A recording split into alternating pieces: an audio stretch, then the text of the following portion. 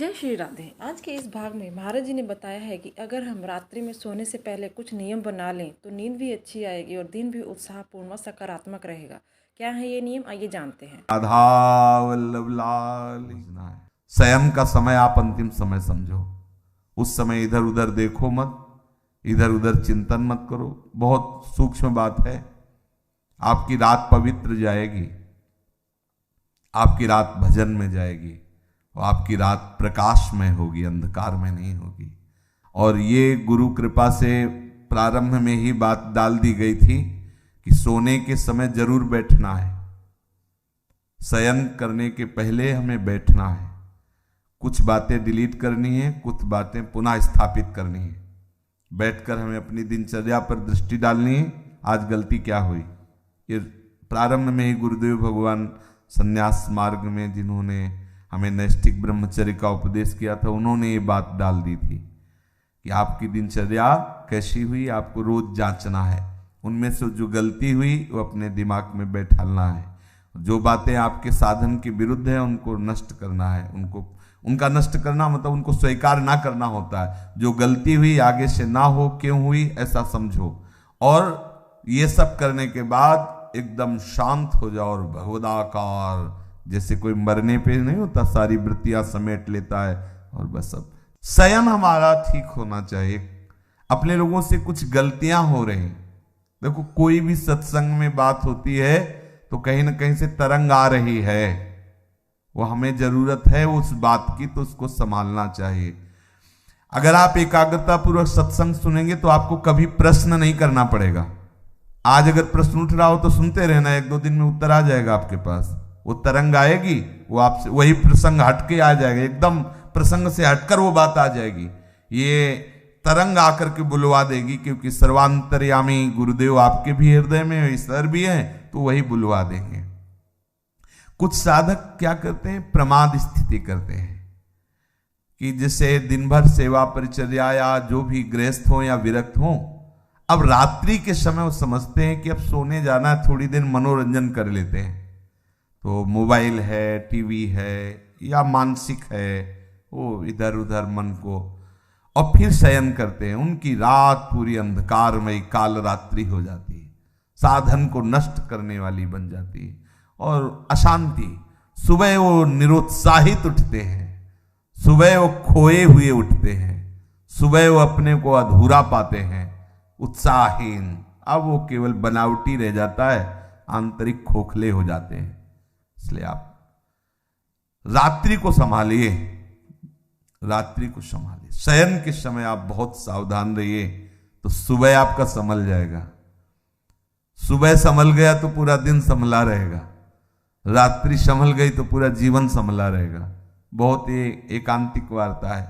आप शयन के समय कभी मोबाइल मत चलाइए, क्योंकि मोबाइल एक ऐसी वस्तु है जो पूरे विश्व ब्रह्मांड को अपने में समाये हुए है। वो गूगल क्या कहते हैं, जो भी सर्च करो सब उपस्थित कर देता है। बलिहारी ऐसी सिद्धि तो महात्माओं में भी कभी कभी नहीं होती थी, जैसी सिद्धि मोबाइल में है। नहीं, सर्च करो, हर विषय लो। महात्मा भी है तो एक सब विषय का थोड़ी वो सिद्ध होता है, वो तो भगवत विषय का सिद्ध होता है। और जो मोबाइल है वो हर विषय का सिद्ध है। आप किधर भी सर्च, बोले राधा कृपा तो वो राधा कृपा कटाक्ष शुरू कर देगा, और वहां से सत्संग तो राधा केली कुंज से सत्संग शुरू कर देगा। और कुछ भी तो और कुछ भी शुरू कर, जो चाहो। हाँ, हरि कृपा कछ दुर्लभ नहीं तो मोबाइल कृपा कछ दुर्लभ नहीं, जो चाहो सब।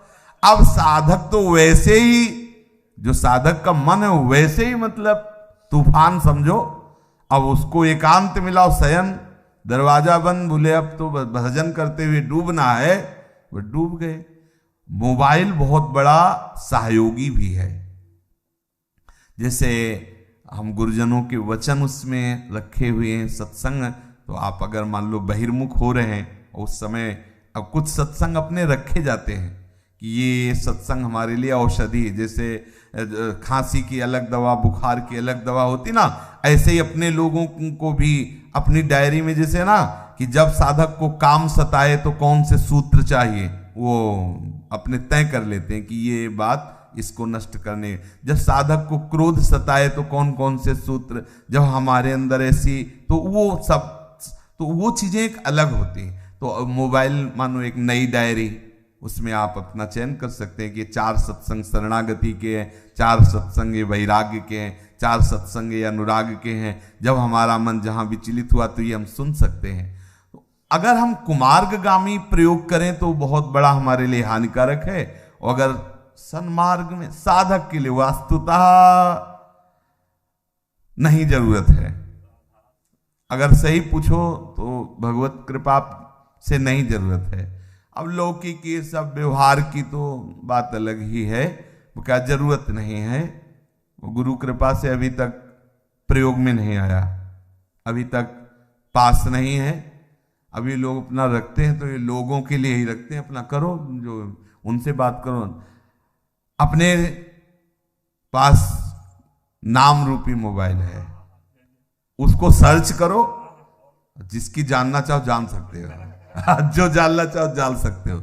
आप देखो ना, इसमें बहुत बड़ी सामर्थ्य है। जो अरे निकुंज का लाइव मोबाइल दिखा सकता है?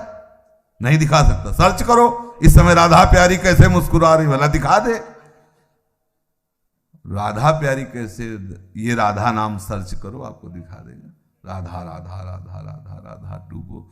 भाई ये शयन के समय कुछ साधक गड़बड़ी करते हैं, चाहे गृहस्थ हो चाहे विरक्त हो। आपके पास मोबाइल है, आपके कमरे में टीवी लगी हुई है, मान लो आप गृहस्थ हो, आप ऐसा सब, तो आप शयन को संभाल लीजिए। शयन में गंदी बात नहीं होनी चाहिए, गंदे दृश्य नहीं होने चाहिए। ये नियम ले लीजिए कि मोबाइल जब शयन करने जा रहे हो तो उसके पहले ही उसका स्विच ऑफ कर दीजिए। ज्यादा बातचीत भी किसी से मत रखिए, जितनी आवश्यकता है। तो ये यंत्र है, बस 2 शब्दों का उत्तर हाँ ना या कोई बात है। कुछ लोग ऐसे होते हैं कि वो घंटों ऐसे ही लगाए रहते हैं। साधक कैसे बात करेगा इतनी देर, कैसे बात कर सकता है? उसका तो चिंतन छूटेगा। हाँ ना में उत्तर दे लो, चलो कोई अगर व्यवहार के लिए आपके पास यंत्र है। लेकिन किसी किसी को देखते थे चिपके ही रहते हैं इसमें मोबाइल में। हाँ, और क्या ये है? छोड़, नाम जप कर, भगवत चिंतन कर, लीला कथा में डूब, ये क्या और उसमें लगे हुए है। हाँ, सावधान रहिए इन यंत्रों से। जितना हमें आवश्यक हो, वैसे बिल्कुल आवश्यक नहीं है, लेकिन आवश्यक हो। आप दूर देश में रहते हैं, दूर रहते हैं, भगवत कथा आदि के लिए नाम न छूटे। और शयन के समय नाम में, भले 1 मिनट बाद आप सो जाते हैं, लेकिन नाम का ऐसे ध्यान करते हुए उसका फल होगा। आप नाम के ध्यान में ही जगेंगे। देख लेना, ये मतलब अनुभूत विषय है। अगर नाम में आप डूबते हुए शयन कर रहे तो आप जागेंगे नाम। और नाम में जो डूब कर शयन करता है वो लीला में जाता है, वो भी निद्रा में नहीं जाता। पक्का समझना। कभी कभी ऐसा होता है कि भगवान जगना नहीं हो तो अच्छा है, ये आंखें ही न खुले, जहाँ है वहीं लगे रहें तो बहुत अच्छा है। बड़े सुंदर सुंदर भगवान की कृपा का अनुभव होता है शयन में भी। जागृत स्वप्न सुसुप्ति स्फुरत में राधा पदाब्ज छटा, चूको मत, बहुत बढ़िया अवसर है। अगर आप इन बातों को ध्यान देकर सुनेंगे तो ये हृदय की बातें हम कहते हैं। मतलब देखो, एक होता है कि हम श्लोक बोले और इस श्लोक का अर्थ होता है भैया चले हमारा 2 घंटे का समय। हमारा केवल यही उद्देश्य है, आप सुलझ जाओ, हम आप सुलझ करके अपने प्रभु के मार्ग में सच्चाई से चलें, सच्चाई से प्रभु को पुकारें और ये जीवन लाडली लाल के चरणों में अर्पित हो जाए। इतने उद्देश्य। अपने लोग ना विद्वान है और ना अपनी कोई दिनचर्या में वो है कि भाई प्रवचन करना है। अपने हृदय की बातें आपस में कर लेते हैं और सुलझ जाते हैं और प्रिया प्रीतम तक चलते हैं। बस बात इतनी है, यहाँ की जो चर्चा है ना, बस वो इतनी है कि हम आपस में समझें कि हमारी गलतियां कहाँ हो रही हैं, हमारे भजन में त्रुटि कहाँ हो रही, हमारा भजन का जो प्रभाव है वो हम पे लागू क्यों नहीं हो रहा है। हम सावधानी पूर्वक अगर चलें तो बहुत जल्दी हम परमानंद में डूब जाएंगे। ये जहाँ जहाँ हमारा मन जा रहा है वहाँ से हटाना होगा हमें, प्रिया प्रीतम के नाम बल से प्रिया प्रीतम में लगाना होगा। और एक दिन ऐसा आएगा कि लग जाएगा, और जब लग जाएगा तो हटेगा नहीं। श्री